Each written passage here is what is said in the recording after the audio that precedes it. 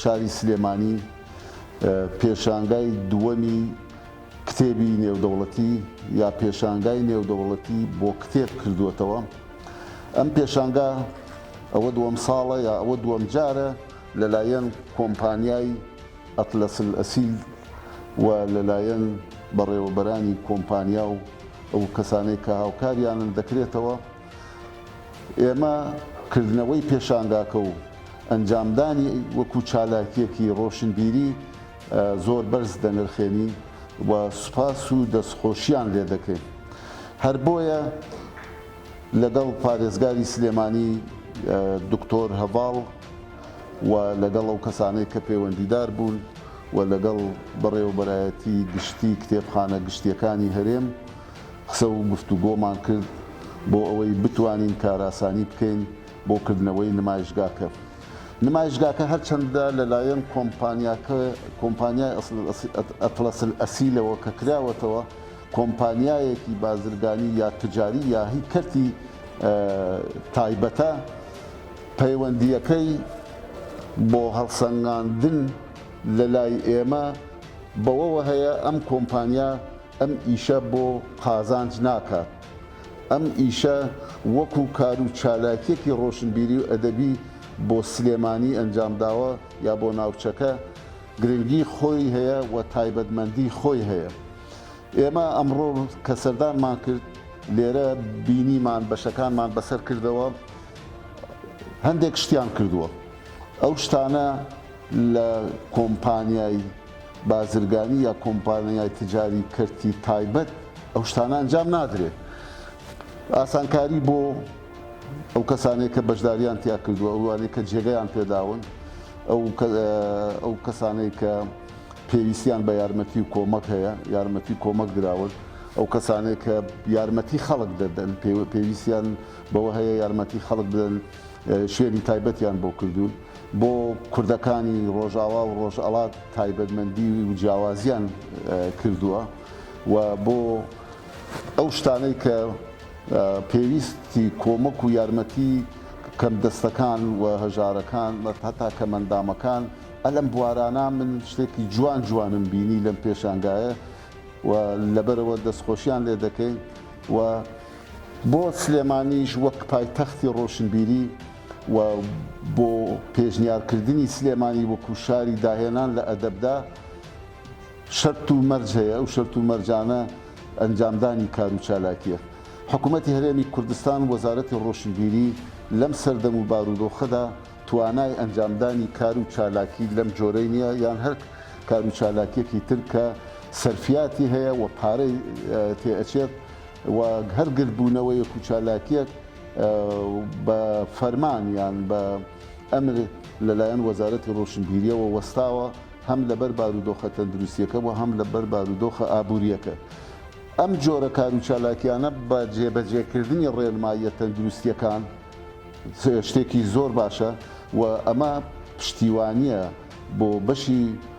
کلتور و بۆ بەشی ڕۆشنبیری و بۆ ئەو بەشەی کە پەیوەندی بە مێژوو ڕابردووی ئەم هەرێمەوە هەیە شتێکی گرنگە. ئێمە دووبارە دەستخۆشیان لێ دەکەین هیواداری نمونەیان زۆر بێت و هیوادارین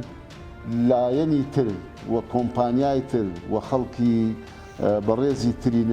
ناوچەکە لە هەولێر لە دهۆک لە سلێمانی بێن و چاولێ بکەن و ئەم جۆرە ئیش و کارانە کە سوودیان بۆ گشتی و بۆ کۆمەڵگە هەیە جێبەجێ بکەن. ئێمە لە وەزارەتی ڕۆشنبیری پشتگیری و پشتیوانیان دەکەین لە ڕووی هەر پێویستێکەوە کە بکەوێتە سەرشانی ئێمە. ئاخر جار قسەم بۆ بەڕێز کاک حاجی حەسەن و هاوکارەکانی ئەوەیە پێیان ئەڵێن کە کوردستان ئەرکی سەرشانی هەمومانە بیپارێزین خزمەتی بکەین. خزمەتکردن هەر کەس لە بواری خۆی لەو ڕێوە کە ئەتوانێت خزمەت بکات. ئەم کردنەوەی دووخلی پێشانگایە یان دووەم ساڵ و یەکەم ساڵی کردنەوەی پێشانگایە بۆ شاری سلێمانی و بۆ پایتەختی ڕۆشنبیری و بۆ شاری پێشنیارکراو لە داهێنانی ئەدەب لەلایەن یونسکۆوە ئێمە کار و چالاکیەکەی ئێوە بەرز دەنرخێنین، دەستخۆشیتان لێ دەکەین و سوپاستان دەکەین و نمونەتان زۆر بێت و هیوادارین سەرکەوتوو تەندروست بن بۆ زیاتر خزمەتکردن بە ناوچەکە و بە وڵاتەکەمان. زۆر سپاسی بە وەزیری ڕۆشنبیری و لاوانی هەرێمی کوردستان بۆ وتە جوانەکانی بۆ تەشجیعاتێک کە ئێمە و هەموو ئەو کۆمپانیا و خاوەن سەرمایانەی کرد لە هەرێمی کوردستاندا کە ئەکرێ بەڕاستی ئێمە هەمومان ڕۆڵەی ئەو وڵاتین وەکو یەک حکوومەت چێە حکوومەتیش پێکاتوە لە هاوڵاتیانی ئەم وڵاتان وەکو یەک بتوانین دەست بە دەستی یەک هاوکاری یەک بکەین و سپاسی بەڕێزیان ئەەکەم کە سەردانی پێشانگاکەی کرد و لە نزیکەوە کار و چالاکیەکەی بینی ئەو کار و چالاکی کە لە دووەمین خولی پێشانگای نێودەوڵەتی سلێمانی بۆ کتێب ئەنجام درراوە و ئەو ئیداریەتی کە کراوە خزمەتگوزاریانەی بینی و سپاسیانەکەین کە دوێنێش لیژنەیەکی هەڵسەنگاندنیان نردووە لێرە بە تەواوی پێشانگاکەیان بەسەر کردوێتەوە. ئێمە شانازیە بۆمان شەرەفە بۆمان کە توانیمان پوشێک بخەینە سەر پوشێک یا بەردێک بخەینە سەر بەردێک لەو وڵاتەیە و بە تایبەتی بۆ شاری سلێمانی خۆشەویست کە شاری ئەدەب و ڕۆشنبیری و کلتوریە. ئێمەش جێدەستمان دیار بێ لەو بەرەو پێشچوونە و لەو خزمەتکردنەدا. وتەکانی بەڕێز کاکە حەما بەڕاستی وای لێ کردین کە ئێمە زیاتر و زیاتر لە خۆبردوو بین، زیاتر هانی داین بۆ ئەوەی کە زیاتر بیر بکەینەوە و زیاتر خزمەت بکەین بە دڵنیاییەوە ئەو بەڵێنە دەدەین بە هاوکاریە معنەویەکانی حکوومەتی هەرێمی کوردستان و بەڕێزیان ئەو چالاکیە پەرە پێ بدەین و بە تەنها ئەو چالاکیەش نەبێت چالاکی دیکەش ئەنجام بدەین وەکو لە سێکتەرەکانی ترا پێشانگا لە پلانمانە هەیە لە ساڵی 2021 پێشانگای کشت و کاڵ بکەینەوە، پێشانگای دەرمان و کەرەسە پزیشکەکان بکەینەوە و هەروەها پێشانگای بیناسازی بکەینەوە، پێشانگای بەرهەمە ناوخۆییەکان بکەینەوە، دیدار و دیبیت و